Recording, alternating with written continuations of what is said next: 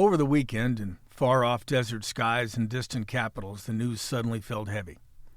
Reports of coordinated strikes involving the United States and Israel against Iran reminded us how quickly tensions abroad can touch hearts at home.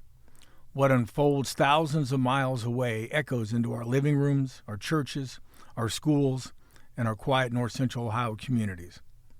I'm not interested in the political discussion or debate. That's way above my pay grade. But I grew up in the military with my father as a career sailor in the United States Navy. I served in the Navy Reserve and the Ohio Air National Guard. My concern today is with the men and women of the United States Armed Forces. Sadly, American casualties have been reported. Late last night, American planes were shot down by Kuwaiti missiles in a confused act of friendly fire. We live in a region that understands service. From farms to factory floors, from classrooms to courthouses, many families here have sons and daughters wearing the uniform of the United States military. Some may now be stationed in the Middle East, standing watch in uncertain hours. Behind every headline is a young service member from a town like Mansfield, Ontario, Lexington, Shelby, Ashland, and Mount Vernon. Someone's child, someone's spouse, someone's parent. This moment calls not for anger, but for steadiness. Not for division, but for compassion. The people of the Middle East, families themselves in cities and villages, they want what we want: safety, dignity, and a future for their children. War tests that hope. So today we just pray. We pray for wisdom for leaders on all sides. We pray for protection over civilians caught in the crossfire. We pray especially for the men and women from our own communities now serving overseas, that they be shielded from harm and brought home safely. We also pray for peace, real, lasting peace, to rise from a region that has known far too much conflict. All right, let's start the show. Well, greetings and salutations, and welcome once again to the Newsman Weekly Podcast, episode number, Dear Jesus, 87. This was a far different weekend than we expected, guys. A week ago, we celebrated the end of the Winter Olympics, an event that gathered the world together in Italy. 6 days later, war began in the Middle East. So, how much attention did you guys pay to the news coming out of the Middle East over the weekend? A little bit. I mostly, was doing some yard work. I took the day off Friday. It was really nice. And so I was really outside a lot this weekend, trying to not doom scroll another war. Yeah. But I did tune in a little bit. And I think you said it well in the opening. People in Iran, just like the average citizen here, want what we want. And so I wish we could just put their leaders and our leaders on the front line and they all go to war. But instead, it doesn't really happen like that. I don't know. It's unsettling to me. It's scary to me. I get that there's bad people in the world, but I don't think all of those bad people pose an immediate threat to this country. I'd rather us focus on issues like infrastructure and the economy and healthcare, just to name a few. But here we are fighting again. But I don't know. I mean, you said it well. Without getting too deep into the politics of it, I'm trying to walk that line. But this sucks. I don't like it. It's when I tuck my kids in at night, I'm like, this isn't the world I want for you. This is scary. That's how I feel. Hayden? Yeah, I mean, I paid attention to it, obviously a bit too, just trying to, like you said, it's a chore trying to just interpret what information that you're seeing is, trying to get through all of that as a citizen, trying to make sure that you're seeing proper and correct reporting or news. Mm-hmm. That's a process too, especially nowadays. But I mean, like you said, Zach, I told both of you too. Two things can be true. You can want somebody that obviously was not good for their country to be gone. You can disagree on how we got there or ways that it was done. But like you said it at the beginning too, Carl. At the end of the day, we all want the same thing. Some of us have different ideas on how to get to that point. But like you said, I mean, I think just human life on both sides is what you care about right now, because it's just, I don't know if the word senseless is the best or the most appropriate, but just more loss of life is just not what anybody wants. Yeah, I woke up as per usual early Saturday morning and while I was still in bed, I picked up my phone and flicked through a couple of news headlines, and I said, oh. The thing that surprised me was I usually thought that would be coming at night because normally all these kinds of wars or attacks or strikes happen at night. So the fact that they occurred during broad daylight in Iran, that caught me by surprise. I didn't expect to wake up to that news. Usually it's like 8 o'clock at night here, 9 o'clock at night while it's the middle of the night there. But they apparently had gained CIA from everything I've read that I trust over the weekend. The CIA gathered the information that all these guys, the Ayatollah and all his leaders were gathered in one place on a Saturday morning. And they decided, even though it's broad daylight, let's start by doing it this way. And that's kind of the way it played out. But yeah. And you kind of were talking about what you read, and you were talking about like ciphering through misinformation. I think that's a fair point too to bring up, is that wartime, there's always propaganda. There always has been. But now it's just the propaganda machine in the world of social media and AI. Like, don't think people aren't using those tools to deceive and to throw you off. And so, like, be very, very critical of everything you read, whether it's from a government source, whether it's from a news source, whether it's from just someone, some civilian. Like, just be critical of all the shit on the internet. If you see something you don't know, just email Carl and ask if it's real. No, don't email Carl and ask. I will say this. Carl.Hunnell. Well, yeah, thank you. Looking at like X over the weekend, I probably blocked 50 different accounts when I know that they posted information that's just wrong. I'm sure there's 5,000 more accounts just like it. Yeah. But if you show up in my Twitter/X feed and you're putting out what I know to be wrong information, I'll block it. It only takes a second. Good way to do it. And just get rid of it. I remember back when George Bush Sr., I don't know which HW, I can't keep track. Yeah. But in the original buildup after Iraq had invaded Kuwait, and they wanted to sell the story that the U.S. was massively building up forces before Iraq did further military incursions, they convinced TV networks like CNN to continually film and record and broadcast military U.S. transport planes landing, like one after another, and to put out the word that the U.S. has already amassed a massive amount of stuff here on the ground. We found out later, we really didn't have that big a force that fast, but because the military and the government convinced the media to share that message. Now, whether CNN and others knew it was wrong at the time, I don't know. But yeah, it was one of the more interesting things I thought about over the weekend and watching all this is the effect of cyber warfare. One of the things I read or saw was when the airstrikes began, one of the things they did is use cyber warfare to flood Iranian radar screens with all kinds of images. Like, here's 5,000 planes coming. And it's interesting to me because the 179th cyberspace wing that's now standing up, that's the kind of thing that warfare is going to bring, is going to be more cyber warfare. Right. And I have no idea what they're doing here in Mansfield. I have no idea what capabilities they have, what they're being asked to do. I just know when I saw cyber warfare being escalated, I thought that's interesting because we now have a place, and everybody wondered when they took away the airplanes, the C-130s, and said we're going to have a cyber wing.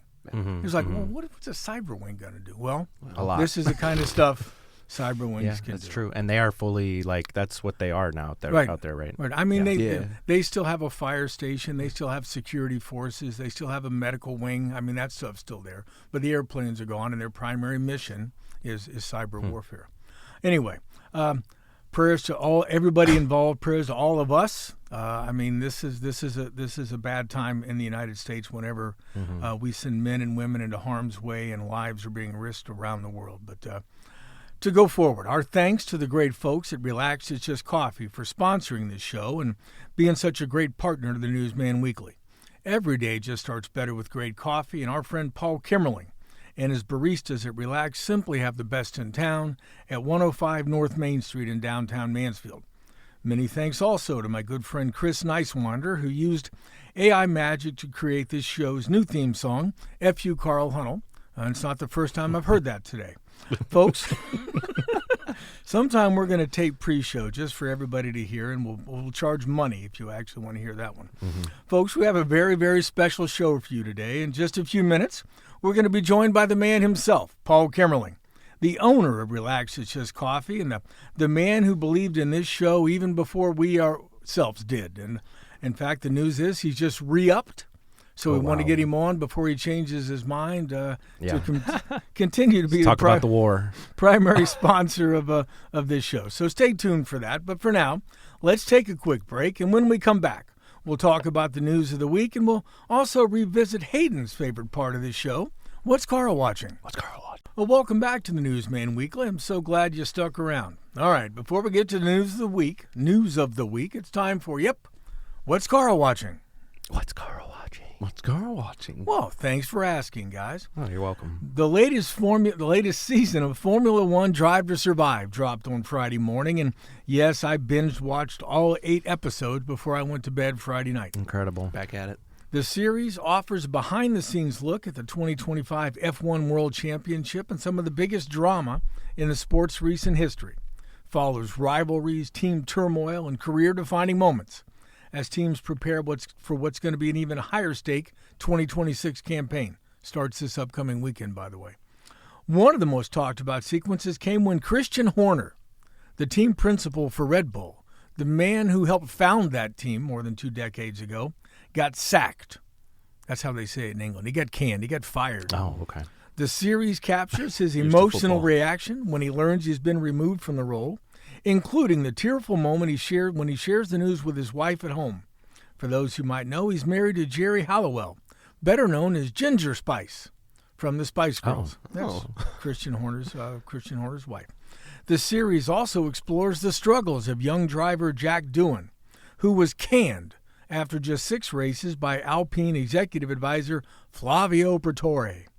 Doohan was just 22 years old and actually received death threats for his poor performance.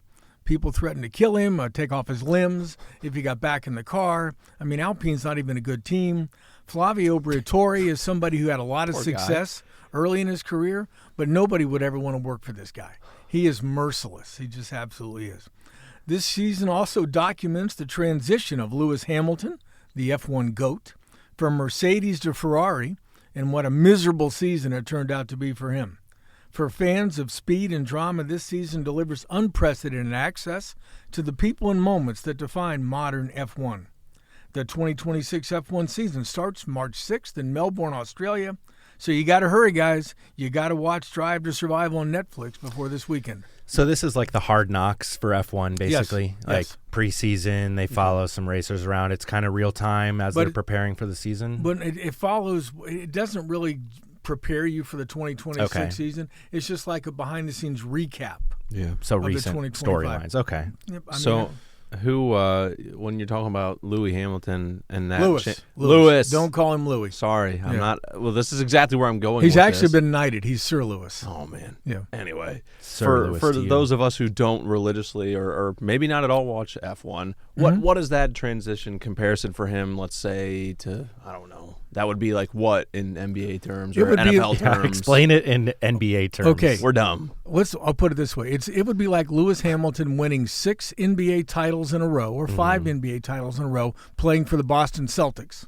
Okay. And then leaving to go play for the Los Angeles Lakers. Okay, so it's kind of like what KD did joining up with the Warriors after they beat him in Oklahoma City. Well, let me put this, in order to equate it, this is like Michael Jordan Okay, so it's winning titles for the Chicago Bulls, right. the guy who's known even as the bigger GOAT. than that. Yeah. So Lewis Hamilton is the Michael Jordan of racing. I'm going to tell Larry you called Michael Jordan the GOAT on the podcast this morning. Well, I mean, I can't say. Anyway, it would be like Jordan leaving to go play for the Detroit Pistons. Gotcha. I mean, 2 arch rivals, not far from each other. That's the best comparison I could make. Do you have a favorite racer, or do you cheer for the Ferrari, Mercedes, or do you have allegiances in F1? My favorite driver is Lewis Hamilton. Okay. I liked him. Typical, you're going to pick the best. Yeah. And I do like. I did not used to like. Who am I thinking of? Red Bull. Somebody look up. You guys talk amongst yourselves for a second Oh, while I great, look this guy's great. name up. Carl, is So- there some guy named Max Verstappen? That's the one. I did it. Yes, I used to strongly dislike Max Verstappen because they just dominated like the ultimate came 2 or 3 years ago when I thought Lewis was going for yet another world championship, the final race, and he literally got screwed by the people that run racing on the last lap, and he ended up losing that race and the world title to Max Verstappen. I've since softened on Max. I think Max was misunderstood. I still think he can be kind of an overbearing guy, but it's going to be interesting. The new season, they've got all new regulations. They've got all new power units.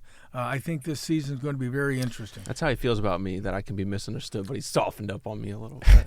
Yeah, that's it. It's true. Now, let me ask one more question. How often are F1 races? Like the season's March through what? November? It's usually through November, yeah. Yeah, it's like all the way through the fall, right? And they do take a break here and there. They'll go like several weeks in the summer. Everybody shuts down for a little bit. But, yeah, it's like almost – and it's not like IndyCar, which might race in Ohio one day and Michigan the next weekend. And these guys go from Melbourne to an entirely different continent. So they try to like group them together. Here's races in Europe. Here's races in Asia. Then near the end, they come to the U.S. There's races in Miami. There's a race in Las Vegas. There's a race in Texas. And then they put Mexico in there as well. So they do try to group them together a little bit. Miami is the earliest of the U.S. races. I think they want to do it before it becomes 250 degrees in Miami. It's already warm enough. So. And these are the best drivers in the world. These are the best drivers. You go to F1, not Indy or NASCAR. No. If you're into like the top Yeah, top driving skills. If you want to consider yourself the best automobile racer in the world, you have to race F1. No offense against IndyCar, NASCAR, none of that stuff.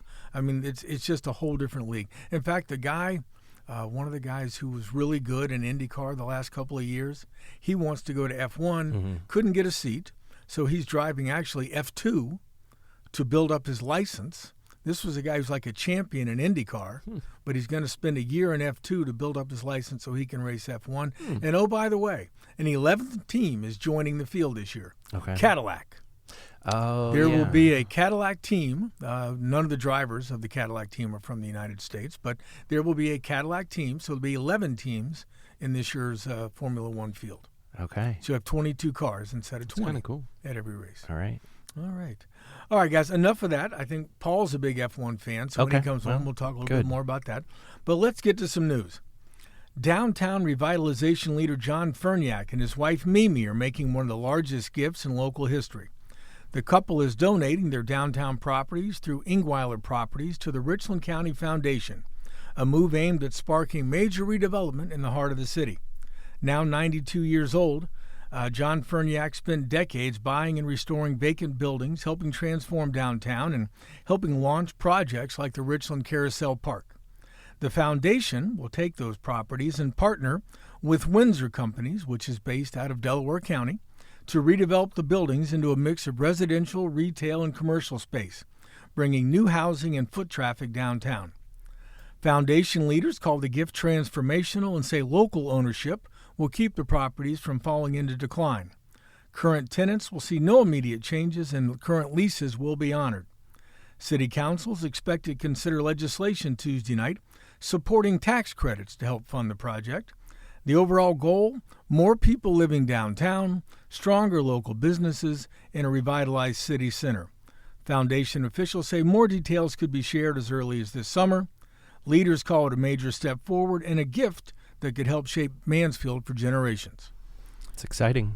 And we broke that story last Thursday, so we'll have a link to that in the show notes. Any idea how much housing this could create downtown? Like, are we talking like 1,000 residents? Or was there numbers? There's legislation that I did not see until Friday. This story had already come out, but I think it's like 180,000 square feet of space. That's just not residential. That's commercial and retail as well. Yeah. And a investment of around $25 million in these first 14 buildings. Okay. So, I mean, this is going to be private investment. There will be, council is going to be asked to approve a community reinvestment area, which I think will provide a 75% tax abatement on the improvements over 12 years. and that will help the foundation and Windsor companies go to the state to seek historical tax credits, because they're going to try to keep these are historical buildings. So you want to get historical tax credits so they maintain the facades and they look from the outside like they always have. Right. And then you have much improved space inside.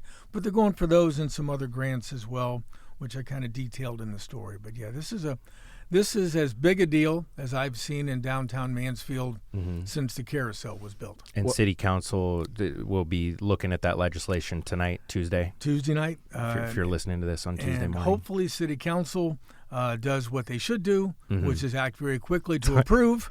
It's always a little bit of like, oh, City Council. Come on, just get it done. Yeah. Well, one of the things I can tell you is there's no delinquent property taxes involved. Okay. I did read the legislation, and the box is checked that no delinquent property taxes. So hopefully we don't see a repeat of what happened with the former Ohio Brass building a couple of years ago. Right. Well, and hopefully, if anyone's been to downtown Delaware, I mean, again, hopefully they prove us right. But I mean, it sounds, if a Delaware County team's involved, I mean, Delaware's obviously shown they know how to do this kind of work down there. So I don't know if that speaks particularly to Windsor, right, that you said. But yeah, Windsor companies. But if there's a county that knows how to do it right now, it's that county. Windsor has done a lot of great work in Dayton. If you go if you go to the story, we've got a link to their website. They've done a lot of great work in Dayton, Yellow Springs, Springfield, and even Newark.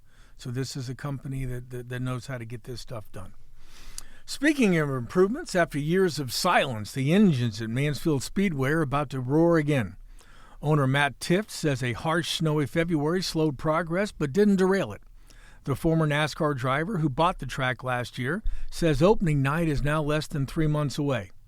Crews have installed new grandstands and are working on catch fencing.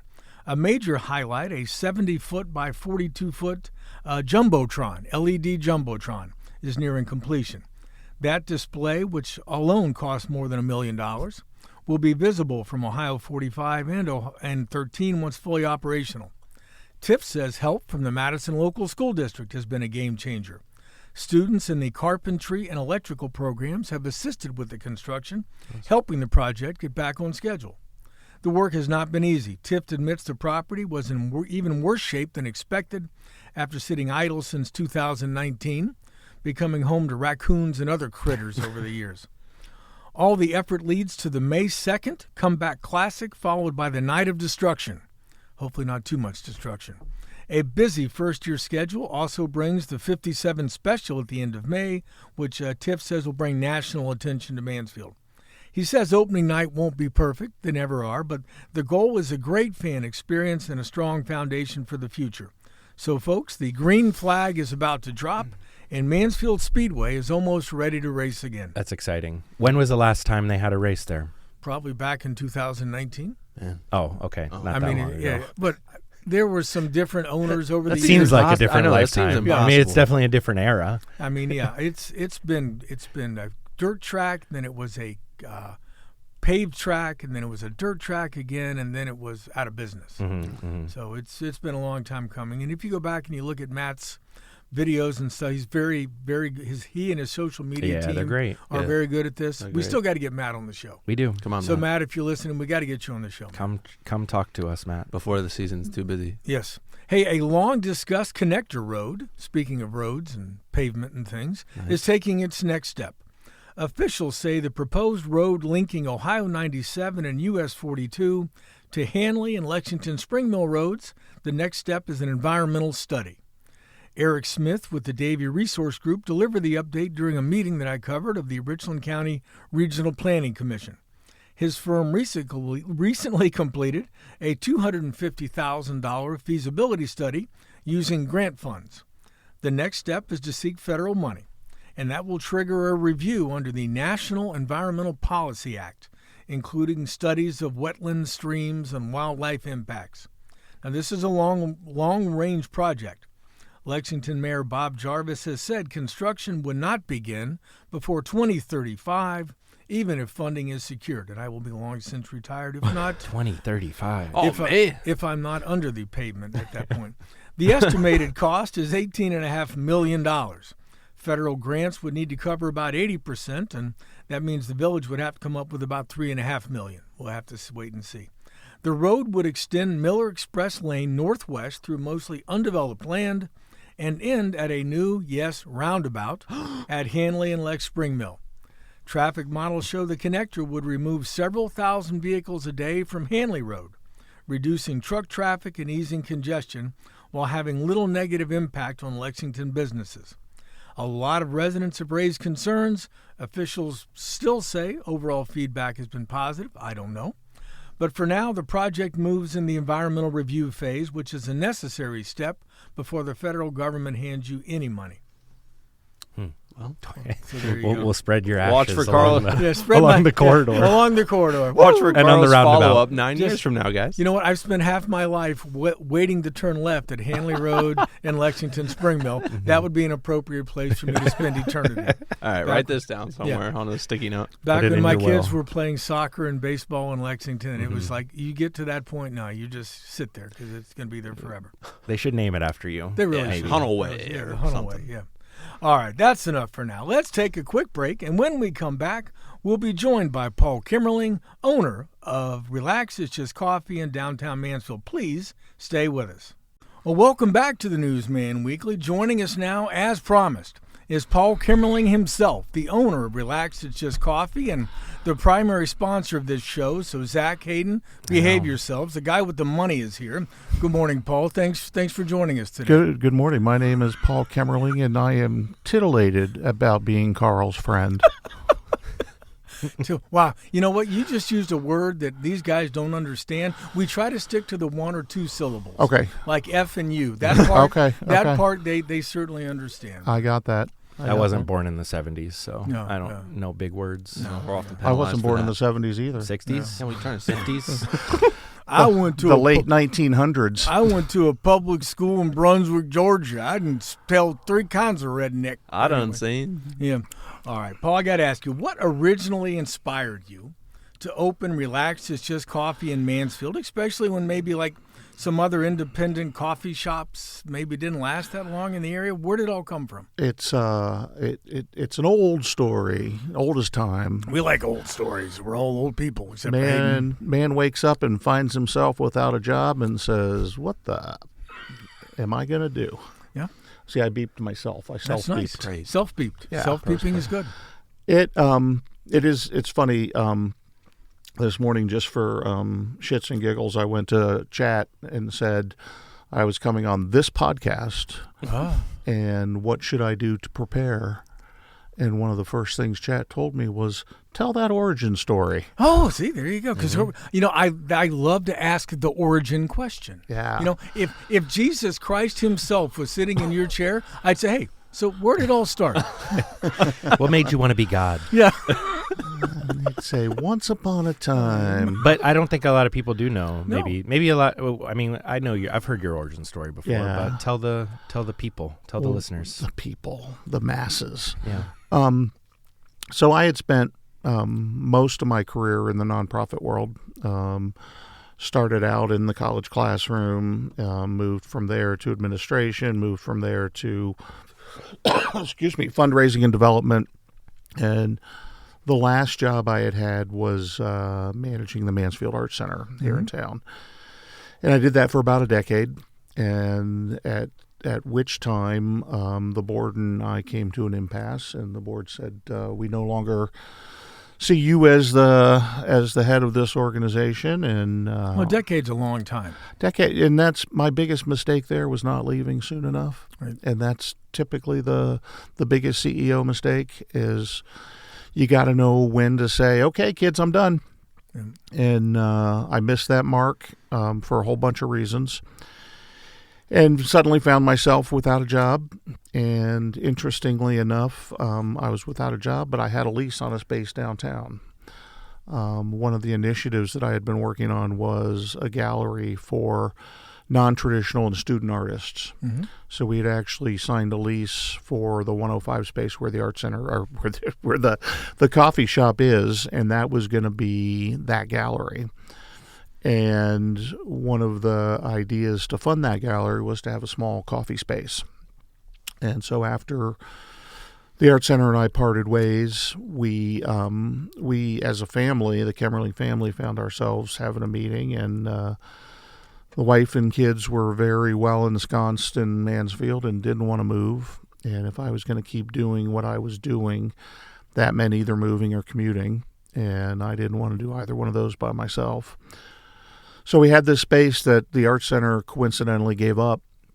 And I went to John Ferniak and said, hey, I'd like to have a go at running a coffee shop. There had been, I think, 3 previous tries downtown, as well as an independent tea shop downtown.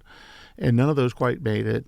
And I thought I had a handle on why they didn't make it, because I had spent most of my professional career trying to find the best coffee shop in whatever town I was in. And so that was a mix, in my mind, a mix of business space, comfortable space, but above all else, really high quality product.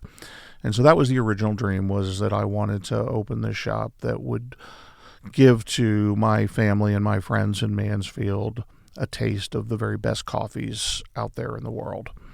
And so that's where we started. We got the space. We started working on the space. About 2 weeks in, I remember I had been working all day and just sort of slid down the wall with a beer in hand and said, what the hell have I gotten myself into? I wish I had $1 for every time I slid down the wall with a beer in my hand and said, what the hell have I gotten into? I'd have a handful of dollars exactly. at least. Yeah, exactly. Fistful, as they say. So then I got up and I did what I normally do, which is research. And I found that, in fact, there were coffee schools in this country, most of them on the coasts, but I found one in Holland, Michigan, which is a beautiful little town. Put myself into coffee school. I did a pretty intensive training program on coffee skills and barista skills, and then followed that up with some additional training the school offered. It was the Midwest Barista Academy on opening a shop and what mistakes to avoid, all that kind of stuff. Came home, opened the doors, promptly made all those mistakes. Of course. And yet here we are almost 15 years later. I think we might make it. I hope. Yeah. Yeah. There's not a bad day though where we have a bad afternoon where I'm like, okay, that's it. Yeah. It was a good run. Yeah. We had fun. Better get to the job boards. You know, I just heard an interview this morning on a different podcast. Jerry Bruckheimer, the movie producer, who just has the F1 movie. In fact, it's out right now. But he did Top Gun and a lot of other great stuff. And he's 82, I think they said. And the interviewer said, so, when did you know that you've made it? And he goes, I don't know that I have. He said, I get up every day and all I think is, let's get some shit done. He goes, and so the guy said, so you're not going to retire? He goes, not till they make me. But anyway, so how has the shop kind of evolved over the years? I mean, it's a lot more than just a coffee shop. It's a community hub. There's art, there's entertainment, there's kind of an all-access atmosphere. When you go in there, you'll see everybody from politicians to legislative leaders to artists to young people to bald, fat guys like me. I mean, it is an eclectic gathering space. Curly-haired fat guys like me. Oh, there you go. Yeah. Homeless Gary. Oh, we miss Gary. Yeah. Rest in peace. It's, it really had one of our goals was to create the community living room, and at that time, going back 20, 30 years, the concept of the third space was big in academia, and I had read that and thought, that's kind of what I want this place to be. And, as I was gathering my stuff to come over here this morning, I looked into the living room. That's what we call the 109 side, the living room. And there was a business consultant meeting with a client. There was a local politician meeting with a constituent. There were 2 young moms with kids. There was another set of young adults studying. That's exactly what I wanted. I wanted lawyers and punks to sit at the table together and recognize that they're really the same. Right. And there's not much that divides us. I think the coffee shop is one of the few places that you can do that, where, you have an opportunity for people to let their guard down and really communicate with each other and really connect with each other. And that's, historically, anthropologically, that's coffee's history. Is coffee was introduced into Europe in the 16th, 17th century. And at that time, as we all know from our European history, that the water was crap. Right. And so historically, they had tended to treat water with wine or beer. And so everyone's walking around buzzed. And nothing. Disclaimer: there's nothing wrong with that. No, and I'm not saying you're not buzzed at this moment. Exactly. As far as I know, yeah, could be. But the transition when coffee and tea really took hold, people began to lose that sort of drunken stupor with which they approached the day to, holy crap, I'm buzzed in a different kind of way. Mm-hmm. And there's a whole bunch of dissertations out there suggesting that coffee is one of the reasons that the Renaissance came about, that it really ignited thinking and the thought process. And people sobered up and got shit done. Got shit done, yeah. Started Jerry Bruckheimer. He's got wake up and got shit done. Every day, that Michelangelo just said, I got to get shit done. I got to get shit done. Right. I got to lay on my back. Got to get this penis You painted. can't paint that ceiling drunk. Yeah, it's tough to paint a penis when you're drunk. I mean, And 100 feet in the air upside down. Oh yeah, exactly. Yeah. But I got to ask you. We have to talk about the elephant in the room now. A year or so ago, you made probably the biggest decision of your business career when you decided to sponsor the Newsman Weekly podcast. Now, what made that partnership appealing? And good Lord, how does it align with your vision for supporting local media and community storytelling, or does it even do any of that? Well, Carl, I watched you, and I still watch you. I mean, day to day, as you wake up in the morning, when you're disrobing at night, I'm there. I'm watching. Sponsorship only buys so much, okay? 6 hours of the camera at home, not overnight. You know what? I'm willing to give you that space. Thank you. Yeah. I get approached literally 3, 4, 5 times a day with opportunities for sponsorship, advertising, investment. And the reality is that in my experience in this town, I don't know about other media networks or media, what's the word I'm looking for? Outlets? Yeah, regions. Regions? Yeah, the things I've experimented with haven't really worked. The print media didn't really work for us.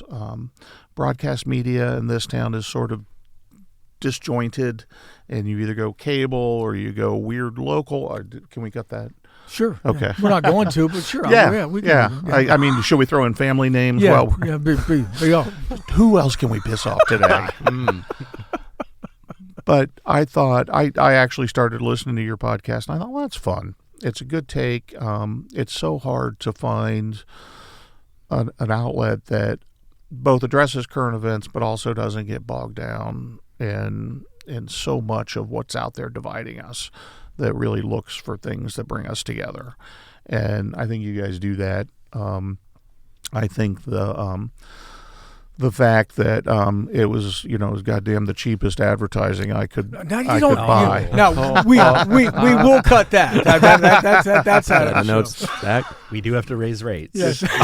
Just kidding. I did take out a second mortgage for this coming year. All right.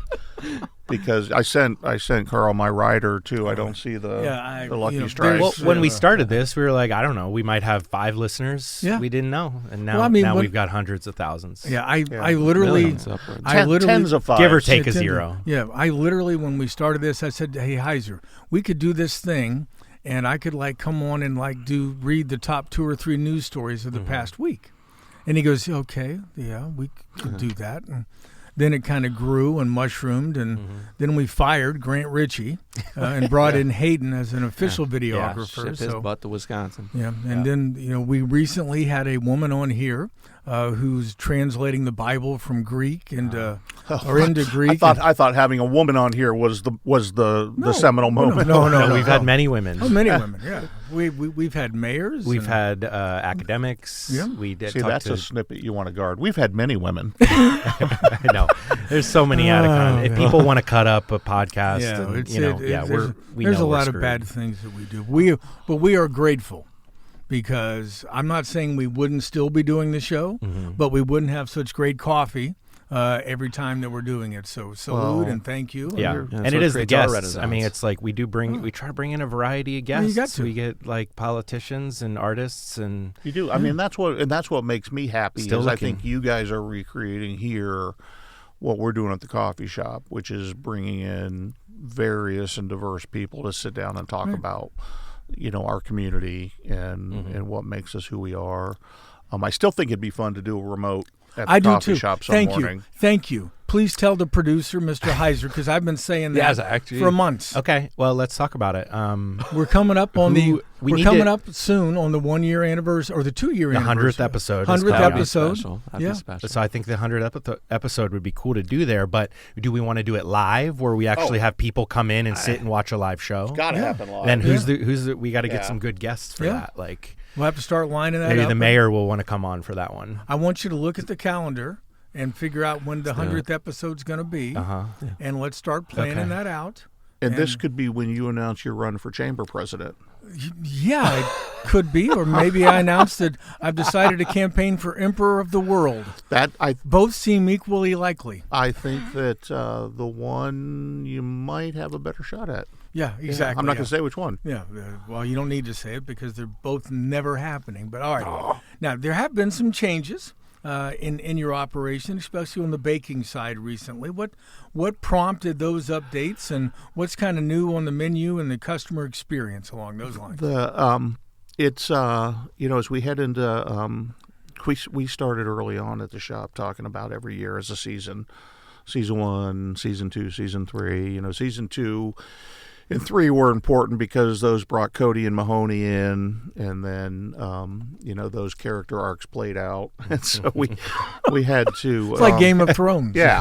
Every once in a while, you got to have the red wedding. Somebody's got to die, or somebody's got to go to jail, and that's that's just the way it is. It is. It's not. We don't have any choice in that regard.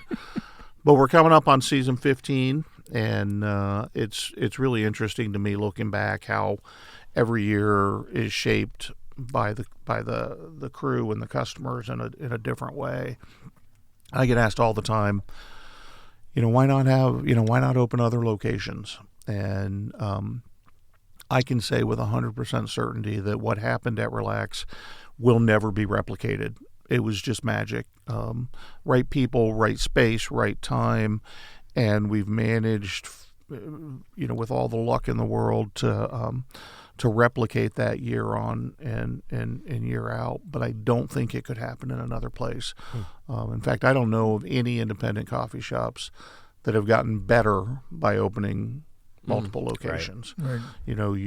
Some of my favorites in Columbus, once they started scaling up, all of a sudden it's a different experience because now it's a corporate experience, and we've tried to avoid that. Part of the initial growing pains were I knew coffee. I started brewing coffee when I was a teenager, and started visiting coffee shops as a young adult and continued throughout my professional career. So I felt like I knew coffee. What I didn't know was baked goods. So originally the plan was I can't even believe we did this. I went down to Costco every week, filled up the car with muffins and bagels, brought them back to Mansfield, shoved them in a freezer, pulled them out every day, and that was our baked goods. Then we started working with cottage bakers, home bakers, and we had a bevy of those, and some were really strong, some were really crazy, some were really fantastic. Desiree was one of those ones that was just fantastic. She and I gelled, and eventually we invited Blackbird Bakery into the shop. We didn't really have a plan. She was great. We seemed to gel. The product was enjoyed by the customer, so it made sense. All relationships grow and evolve, and we reached a point where she was moving in one direction and I'm moving a little bit in a different direction, and she had an opportunity, and we thought it was time to say, let's close that chapter. And so that's what we did. But, you know, at the risk of sounding cliche, every door closed is another one open. And we're really excited to be bringing my daughter Riley and her husband Josh in to handle the baking in the kitchen. And many of our longtime regulars will know Riley grew up in the shop. She managed the shop for a number of years, then went away to make babies, and now she's ready to come back. She's got an army of babies. Got an ready to army. Go to work. Future staff. We've got child labor laws about to be not enforced. when it's family. That's true. That's Yeah, key. That's the way you get around it. Exempted. Yeah. All right. Those third degree steam burns. You got to watch out for those. That's why the manager at Long John Silver's in Cambridge, Ohio, wanted to adopt me in 1977. Then I could work after 10 o'clock. There you go. God. And he just said, "Carl, put your hand in the oil. Yeah, You'll get used to it. Yeah, he didn't have to tell me; it just naturally happened because I'm an idiot. You'll get used to You it." adapt. Let's see, where were we? Carl's an idiot. Yeah, What but- came before that? But you've actually, get it on camera. You've brought some of these wonderful we baked brought goods some today. stuff. So Yeah, we're going to be eating those later. So Riley, in addition to knowing coffee, like every 20 and 30-year-old woman in this country during the pandemic had to pick up a hobby. You know, there was a list of them. Chickens, sourdough, knitting. She picked up sourdough and became just really proficient. And I love a good sourdough. started Wild Shiloh sourdough Yes. and hit the farmers markets. So we're super excited. We're going to be bringing breads back to the coffee shop. We haven't had breads in a long while. A whole variety. Her husband Josh was one of the we call them the coffee kids. Josh grew up in the coffee shop as well. He was season one, and has been in our life for 15 years. And he comes out of a really fantastic experience in local kitchens. He was Hudson and Essex lead baker. He was the lead baker at the Malabar Inn. Okay. He's got a lot of experience as a line cook. So they're going to be bringing a different perspective to coffee shop baking. And when I tell people that, they're like, what does that mean? It's like, well, there'll still be cookies. There'll Don't still worry be about what it muffins. Right, you'll be all right. Yeah, you'll get Come what find you out. get. Yeah. You're still going to get carbs. It's what I tell my granddaughter. You get what you get and you don't throw a fit. Yeah. You know? There you go. That's I the think way I'm it going is. to get that tattooed. Yeah, exactly. Right across. It's the next right merch. across my forehead. Merch. Yeah. So, Put that on a T-shirt. The I think- 419 thing. Carl with my head saying, "You get what you get, and you don't throw a fit." I think Oh, man. I see it. We might have to Yeah, cut Yeah, that so I no one can steals it. visualize it now. Yeah, it's not pleasant. I'd pay for it. Okay. Okay. Let's transition. Awkward pause. Transition into something though. Obviously, there's been this thing going on Main Street. Started last year, and it's going to go. Are we on- not going to try that? You're going to go right to Wow, the Carly roads? would like you to I- try. chewing on air is not Okay. something that folks. I'll try a piece. Hand make- me over a piece. Okay, yeah. Heiser's not talking right now. ASMR. So So I let's- got- no, Caden's gluten free. now you can describe those. Eat it if right you by the want. I got. Is this our camera? That's your camera. Yeah. Go ahead and describe Check what So it you out. we've got some oatmeal cream pies, Oh, which I swear to God, close your eyes, you're going to think Little Debbie Ah, the okay. moment you Forget bite it. Little Probably Debbie. better. We have some blueberry crumble muffins Ooh. that are just massive. And then this is going to be one of our signatures, a brown butter salted chocolate chip cookie. Oh dear God. And the brown butter doesn't. the goal here is the menu is going to be simplified.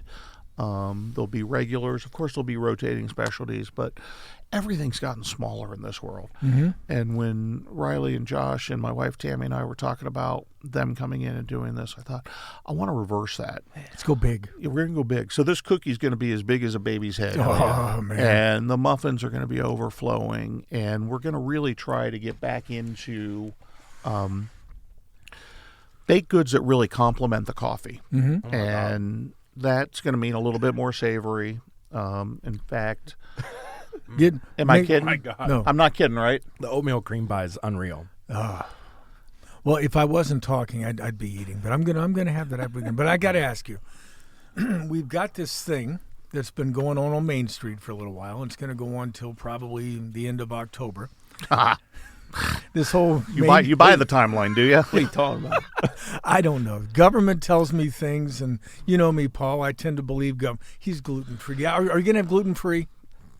I don't know if this Hey, cream it's all right. pie is gluten free, Right. but she's done a gluten free Okay. that's amazing. Okay, Well, so I there don't you taste go. any gluten. mark me down. Shut up, Zach. Yeah, Heiser says he doesn't taste gluten. Well, go ahead and eat one. Let's find out. No, we're not going to find out live. What does it do? It's not good. We've seen it. Yeah. See, I developed a shellfish Makes me allergy in liberal. grad school, which just really pisses me off because I love shellfish. But the first time it happened, I'm like, oh, that's weird. I've got a little hives, and then my throat closes up a little bit, and I'm like coughing, and I'm like, that just must have been bad crab. It was. Yeah. Yeah. Yeah. So then it happened again with shrimp, and then again with lobster, and I was willing to Try to keep get into that. testing. Yeah, you have to keep trying. Yeah, the ER Yeah. visit made my wife Maybe say, clams. No. See, Clams. and really, it's been over 20 years, so I think I should retry it. I think you should just keep an We can do it EpiPen. together. An Keep EpiPen an in keep hand. an EpiPen nearby. Just fire it Luckily, in. I don't seize up like that. Like, it's not Okay. shutting my airwaves. But Different, crazy, different, right? Yeah. the brown butter makes a difference with melts things, man. in I'm your telling mouth. you. Yeah. All right. This is exciting. Okay, I do have to come back to Main this, Street. this Main Street thing. Yeah. If we have Obviously, it has had an impact on every business up and down the Main Street corridor since it began last late February, early March. The government says they're going to be done by the end of October, which does mean Government. the government, which does mean another summer, Right. but hopefully not as hectic for you guys down on your end of the street. You and I have spoken about the impact of this and the vision of this and this whole thing that's been going on.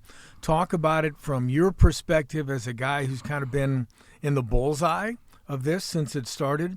And what do you think it says or what's going to look like once this is all done by the end of October or whenever the hell it gets done? It's going to be great. It's going to look great. The experience has not been that painful. Put the weapon down, Carl. Put the weapon down. Okay, well, folks, I don't know who that was. That was not Paul Kemerling. Let's try again. Let's see who else can answer. You know what? It's I'm trying to think. It was maybe we'd been open a year or two, and I got introduced to the great two-way debate. And one of our primary property owners demanded two-way of the city. The city was reluctant, pushed back. And, round and round they go for about 10 years, and eventually ARPA comes along. There are funds available to do some significant things, and I think the local leaders did the right thing. I think when I get asked about one-way versus two-way, when I get asked about the construction, my answer is usually the same, is we'll get through it, and good businesses will survive this. It's just a matter of adapting, and you adapt with your hours, you adapt with your product, you adapt with your service, you adapt with your marketing. It was really challenging, especially toward the end of last year, when they first started. It was sort of inconvenient, and we saw maybe a 3 to 5% effect on our business. When they closed the intersections, that was immediately, we jumped up to 7 to 10%. And that's you guys. That's you. You sell drugs. Yeah. So Yeah. Exactly. Yeah. We've been lucky enough to become a destination. We've been lucky enough to develop a reputation that people do go out of their way to get to us. I mean, it was tough to walk to you guys. It was. I mean, it's a funny thing coming. Main town. Street was like the Gaza Strip. I mean, Yeah. you couldn't get across the damn thing. No, and it's in this town. It's like you're like, okay, we're going to work on this road, so let's make sure all of these avenues are open. Oh no. I actually texted Bob Bianchi last year on the way home because I drove. He was mad. I ran into 4 different road closed. I left downtown Mansfield. I ended up going to Ontario to get to Washington Township. I texted Bianchi and I said, never again.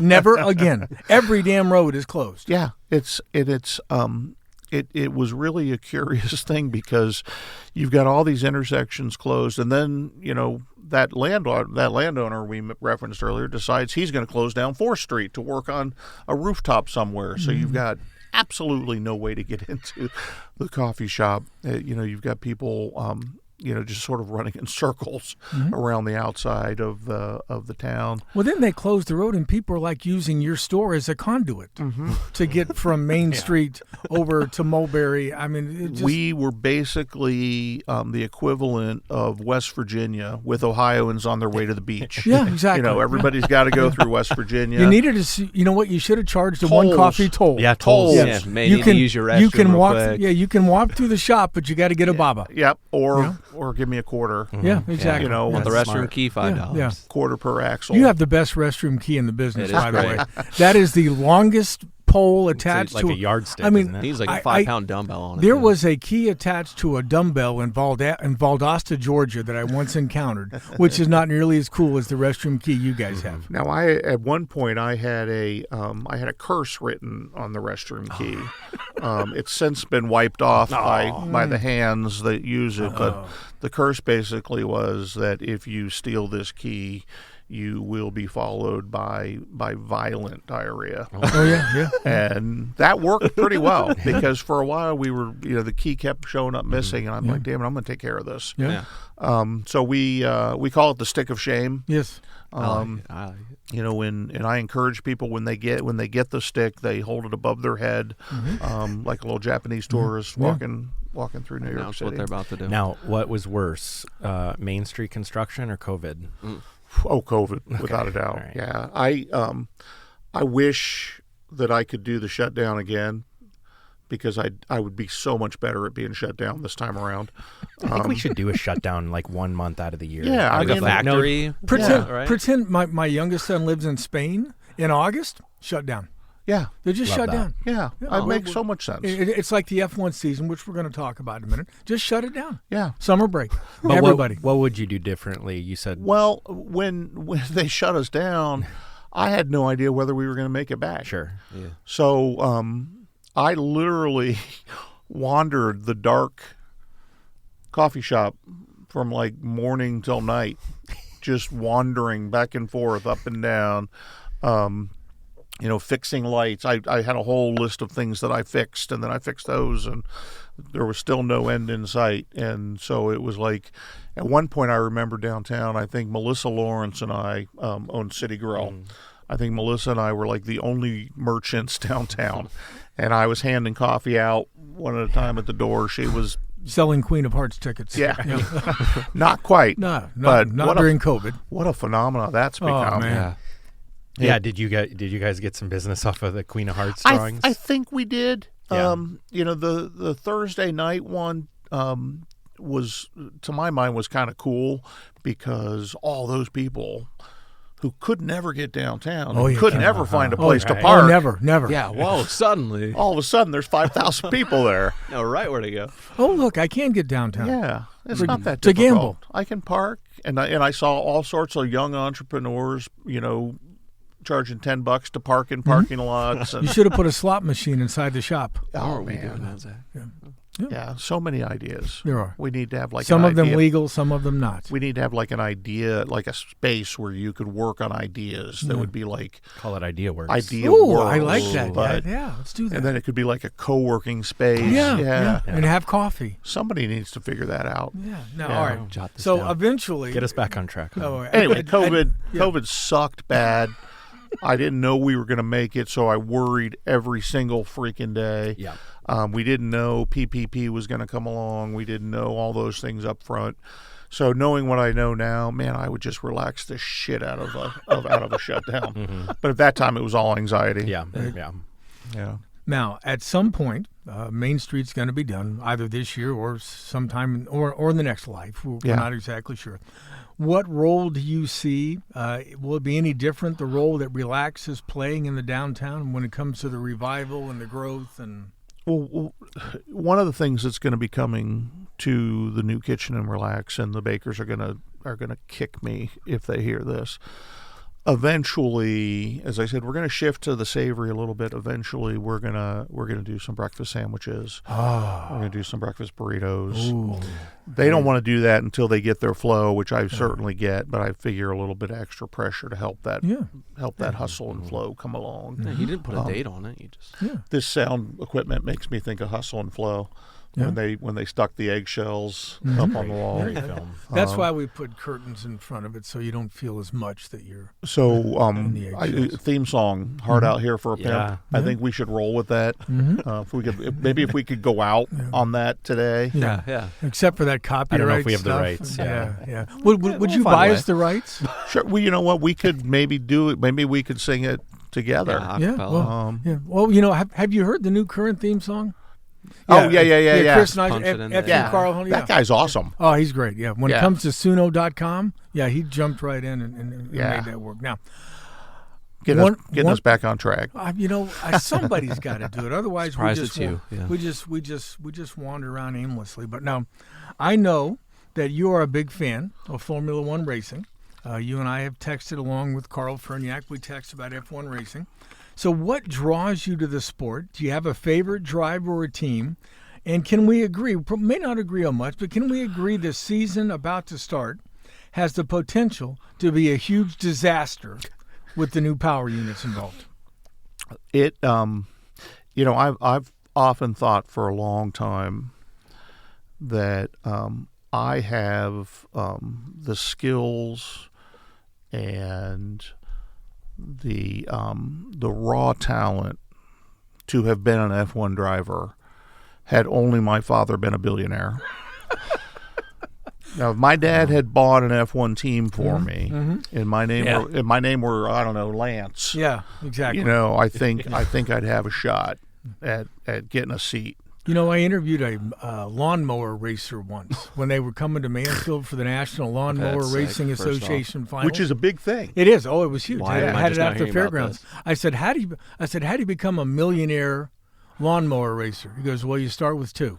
But yeah, that's sorry. I digress. Let's go back. Formula One. Your dad, not a billionaire, so you can't get an F1 team. Your name's not Lance. I came to F1 racing. Really, the way I come to a lot of things, being a contrarian, I decided that I didn't like NASCAR racing, and I found out that a good friend of mine drove me to this because he was such a NASCAR fanatic, and so I thought, what's going to piss off a NASCAR fanatic more than anything is starting to press the fact that open wheel racers are better drivers. That NASCAR drivers are just going in circles. Yeah.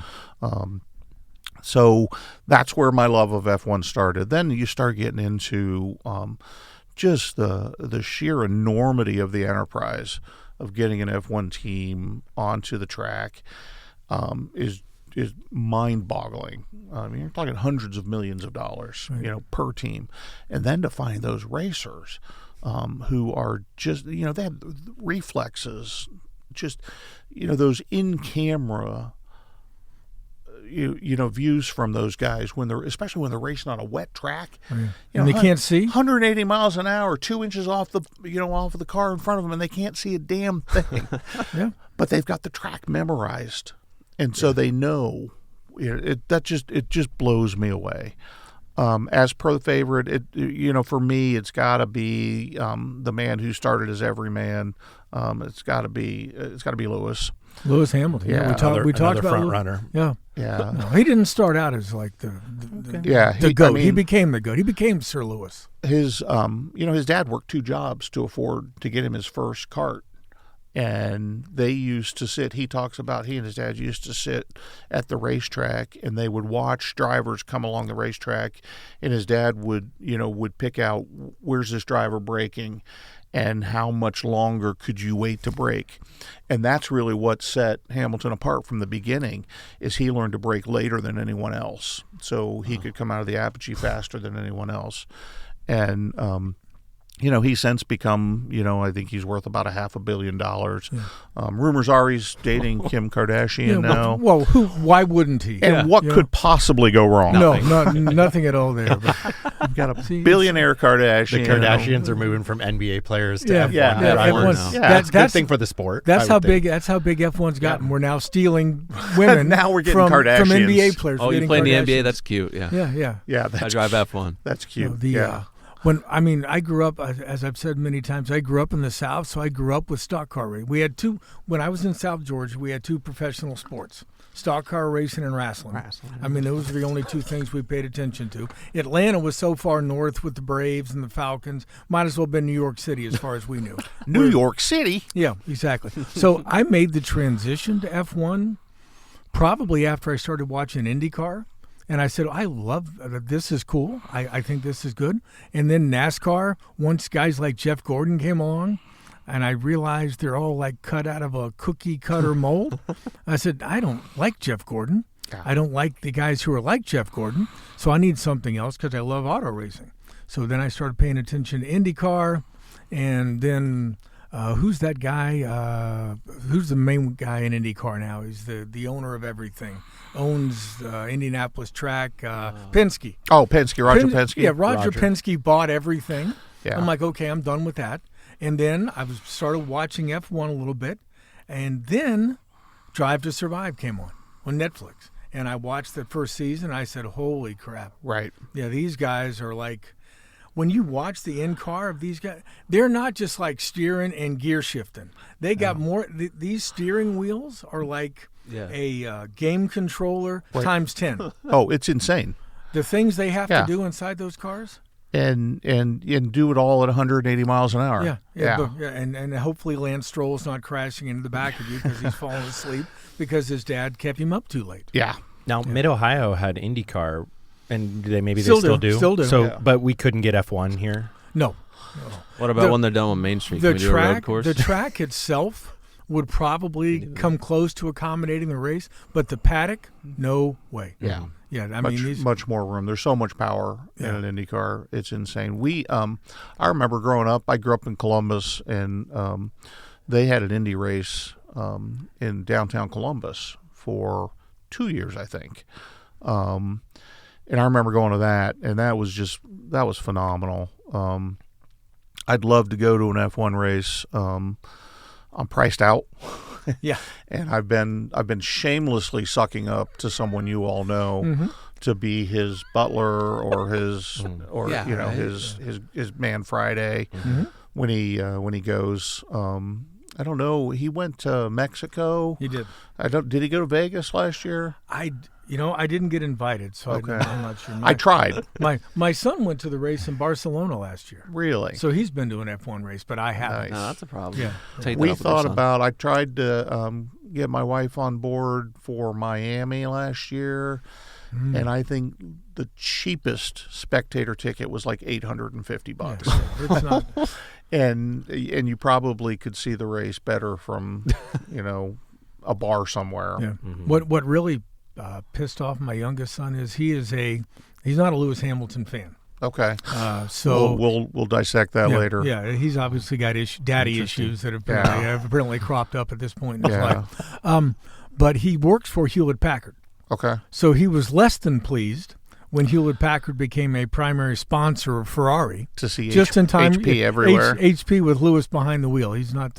He blames that for the kind of the stock suffering a little bit. He blames it on Lewis Hamilton and Ferrari, but he unfortunately likes Max Verstappen. How can you like? I mean, if you were to craft. If you were to say, I want to craft a contemporary villain inside of a major. Have you even seen his jet? His jet looks like he's a freaking villain. He is. But I was talking earlier. I hated him. Okay, but I'm kind of softened after last year. I am too. Because the whole Christian Horner thing. It's like his dad had to get involved and get Christian Horner fired, and then they struggle, and then you realize how good he is. Because nobody else can drive that damn car. No. Doesn't matter who they put in their second car, they can't drive it. No, and when you look behind the scenes and you see, this is what did it for me last year, when you see that that he and Lewis actually have a very strong mutual respect for each other. They do. That pains me. That that's like, okay, fine. I guess I can take the high road. Yeah.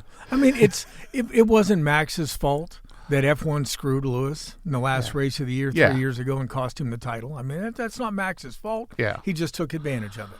Yeah, I mean, Max's fault was being born into an Austro-Hungarian history that makes us easily look at him as the devil. Exactly. Yeah. Yeah. I mean, there's many words I've used to describe Max over the years, and that's certainly one of them. And all right, we got to move on to one other thing before we close. But last week it was announced. Speaking of the Ferniak family, John Ferniak and his wife Mimi are giving 14 downtown buildings to the Richland County Foundation to keep them under local ownership. John's now 92 years old. You and I kind of texted briefly. There was a meeting when they talked to all of the current tenants and things like that, and I told you I wasn't going because I'm not invited, because I'm not a tenant. I work for a tenant, but I'm not invited. But I kind of knew what was happening because I had the story already written, but I couldn't leak it. I mean, I'd been entrusted. But your thoughts on this this donation and what it might mean for the downtown going forward? Yeah, first let me compliment you on your integrity. Thank you. No one's ever done that before. It only took me one more text to find out the story. But you didn't get it but from I me. didn't get it from you. Thank you. So I've organized my life in such a way as to avoid meetings. Yes. So I don't go to meetings, unless I'm subpoenaed. Yeah. And even then, you might fight it. Get an attorney, and it's expensive. You've got members of the current administration as your model exactly. for avoiding don't subpoenas. See, yeah. I just took it political, didn't Yeah. I waited till the end, though. That's smart. So I think that I've said for a while that we would not have the downtown we have. We wouldn't have the Carousel District. We wouldn't have the Carousel were it not for John and Mimi Ferniak. And they had a vision, and they started, unlike a lot of folks, they started investing their own wealth into making that vision become a reality. But at some point, you reach a moment where the founder steps aside, and the next generation takes what's been made and moves it to the next level. And I think that's what's happening. I think that that John's recognized he's done his bit, and now we're going to move on to the next phase, which I'm sincerely hoping means people living downtown in more significant numbers. I think the interest is out there. I think we've got to put the right product on the line, but I think Mansfield is perfectly primed to become just one of the coolest bedroom communities in Ohio, because you can get to Cleveland or Columbus within an hour. If you live in Cleveland or Columbus, it takes you an hour to get anywhere. Right. Yeah. From the west side of Cleveland to the east side of Cleveland. Yeah. So, I mean, it's like, why not live in a cool place like Mansfield that's got, just about everything you could want.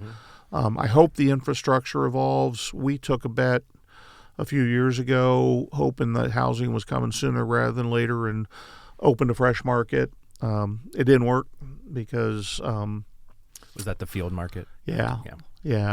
We were ahead of our time, and I'm hoping that as housing stock becomes available, that those sorts of things evolve in the local economy. That we've got some great restaurants and bars. We need more. I think we need more retail. I think we need a downtown market. All of those things I hope will follow a meaningful development flow. The pictures of what the Main Street corridor are going to look like are amazing.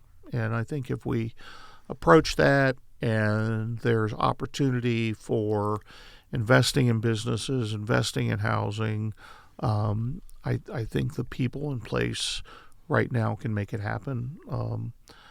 I think that Bob Bianchi's, probably going to go down in history as one of the, the seminal influences in contemporary Mansfield. Yeah, but don't say that out loud. Yeah, go to Bob Bianchi statue. Yeah. Where's that going to be? Somewhere in the basement of the engineer. city building, looking confused because he doesn't understand why they're not doing it the way he told them to do it. What? I mean, you could summarize the whole project. It's like when we first went to those first meetings and looked at the plan, and I thought, oh, this isn't going to be so bad. They're going to do this section and then clean up. Then they're going to do this section and then clean up. And it was like, nope, we're going to rip the whole freaking thing up. Yeah, because they said, well, everybody complains about water main breaks, so we've got 100-year-old pipes. So, let's just do the whole from 1st Street to 6th Street and replace all the water mains and the storm sewers. And But let's not tell anyone else that's what we're going to do. Because if they had told them that from the beginning, they would have been more. No, I don't know. Yeah. I don't know. But you're right. You ultimately need good water for good coffee, right? You do. You It's do. essential. why? Well, Europe had bad water and good coffee, or they had bad water and coffee. I don't know how coffee. good it was. Then you got to boil it to get rid of all the stuff. Yeah. And, So all across London, there was a boil water advisory. yeah. There was issue- Forever. Yeah. Issued Permanently. issued from Parliament. So, all right, Yeah. before we close, what can you tell us about what's next? What other than we've talked about some of the great baking things going on, anything else? Any new features, new ways you're looking to keep building on that gathering place in downtown Mansfield? It's to me, we've come full circle. We're bringing family in to handle the kitchen. We've gone back to the model of rotating roasters, bringing in the best coffees from around the country. I'm super excited about that because it not only, I think, addresses my original vision for the coffee we want to present, but it also lets me get back in touch with those roasters from all over the country. The fact is, it's just the opportunities for coffee and coffee culture in this town have grown enormously in the last 15 years, and we're proud to have helped many of those shops open up. And, I oftentimes get people saying, well, why are you helping a competitor? It's like, well, I don't really see it as that. It's like we're not multinational corporation going against multinational corporation. We're in the same market segment in small town. And if I run out of straws, then I hope to God I can call somebody and say, hey, can you lend me a pack of straws? But not those long plastic ones. See the segue I gave you? I did. That's very nice. Yeah. Yeah. I seized on your mistake in a heartbeat. Not your mistake. Kate, our beloved Katie. You certainly blamed it on one of the employees. That was nice of you. Well, she came along. And it's funny. This is our everyday though. We're chasing product, and I won't say it has to do with the current administration and tariffs. I won't say it. Yeah. Yeah. But Somebody might. Yeah. somebody might. Yeah. Okay. But the moment the T word was mentioned, prices shot up. Yeah. Things became scarce. We started chasing. I've been using. I try to use environmentally responsible products as best I can. Some of them just aren't there, quality-wise. Paper straws being one of them. Yes. So we've been using agave straws, which break down just as well as paper, but feel more like plastic. Sure. But we chase them around vendor to vendor, and we were out on a weekend, and Katie went to GFS, and I said, just buy a couple boxes of straws. She came back with these foot-long circus straws. The coffee tasted the same out of it, and Carl shamed me though. He said, "Well, how do you know that they had the wrong ones?" I said it was in my drink. He said, "Well, why did you have a straw?" Because he condemns iced coffee. I do. Just so you I know. don't But condemn it. I just He does. The He only, judges. The only type of beverage I condemn, and I will say this to my dying breath, is pumpkin spice latte anything. Because you people that love that stuff, and you can't wait for October to get here so you can have good pumpkin spice latte in the fall weather. Every time you do comes November, December, January, and February, cold, And March. snow. Well, not so much March. I hate winter, and it only comes because Hayden Gray has to have a pumpkin spice latte. Okay. So this is causation, not correlation. Right, he's causation. Sensitive spot for I am him. not doing correlation. Triggers I'm him. straight because I have to see it that way in order to live my life. rage. I get that. It is. Yeah, I'm not. For the first half a dozen years we were open, I refused to do pumpkin spice. it became a thing, I wouldn't do it. Thank you, but then you gave in. I gave in. Yeah. Yeah, but they did it the right way. I like the seasonal menus. I'm going to keep Yeah, that me as too. correlation Sweater weather. Yeah, rather that was than a great one. causation. I'm going to keep your venture Okay. into pumpkin spice latte as correlation and not causation because I like you Thank you. and I want you to remain I as a appreciate sponsor. that. So I don't be on You your just good side. you get overwhelmed by by moms and professional women in heels who just spend the money. require it. I know. And Zach and I. I mean, I'm We just let like, can you sweater imagine weather. this, That was a this great poor one. man's life if Jess didn't get her pumpkin spice? Yeah. Ooh. I mean, later, I understand. People don't market to guys like me anymore. In a few days, I'm going to turn 65. So nobody markets to me anymore except Medicare. Right. I mean, they've, out of the woodwork, they want to, even though I'm not retiring right away. So I completely understand I that. got my first AARP mailings recently. Oh, I joined AARP for a year. I sent them money or whatever, and then I started paying attention to what AARP does. And I said, I don't necessarily align with everything you do. So I got away from that. I'm not a joiner. That was me. I'm not either. No, and that was me with NFIB. It's like the first year I joined, and then I thought, wait, these are not my people. No. I So don't. All right. Now, It's Hard Out Here for a Pimp is copyrighted by 3-6 you found Mafia it. and Columbia Records, and I think Yeah. Paramount Pictures Wow. Get owns any the movie contacts? soundtrack rights, so Get any not going to be able to pull it, So but we could out sing of- it on our way out. out I of think. all those on the copyright, 3-6 Mafia is the one that scares me. Yeah. We don't want to go there. Probably. Anything that Yeah. says mafia, they scare me far more than Paramount. Yeah. Attorney. Yeah, we could Yeah. deal with them. You Yeah. could All probably sing part of it on the way out, though, if you Right. want. But we don't have to. Maybe All next right. time. All right. Hey, folks, we are going to wrap up today's show We on have that to. note, singing notwithstanding. Many thanks to Paul Kemerling for joining us today. Paul, thanks again. Thank you. Thank you. And thanks for unbelievably believing in this Newsman Weekly podcast for the past year and for the year to come. So for now, you have something? I think you can. I think you can. I think you can. He I think believes. you can. He likes us. He really likes us. Here's to another 87 episodes. Another 87 episodes. Is that where you're at? 87? This is 87. Big 8-7. Unbelievable. Oh, yeah, So- and I looked for the 100th. Yes. It's going to fall on June 1st. Wow. All right. I think. Wow. Okay. Assuming we Which is a actually do nice one every date. week. That's a nice. All right. So 87 was my middle school football jersey number. 87. Yeah. It's fitting. I Wow. like this. So there you Yeah. have, Look it's at a that. good The thing. universe. You should have worn it today. Well, I only played football that 1 year because then I realized it hurt, If football does it. and I wasn't. I got I wanted the jersey for Fridays, for chicks, Yeah. Sad. but Yeah. the pain, man, that's just not worth it. Football definitely hurts. All right. Again, thanks to all of you for listening to the Newsman Weekly. My voice just broke and went up an octave. The whole junior high discussion. By 100, you'll put hit me, puberty. Put me right back into puberty. I'll be back in a second to put a final bow on this week's episode. But until then, remember what author Mark Twain once said. If you tell the truth, you don't have to remember anything.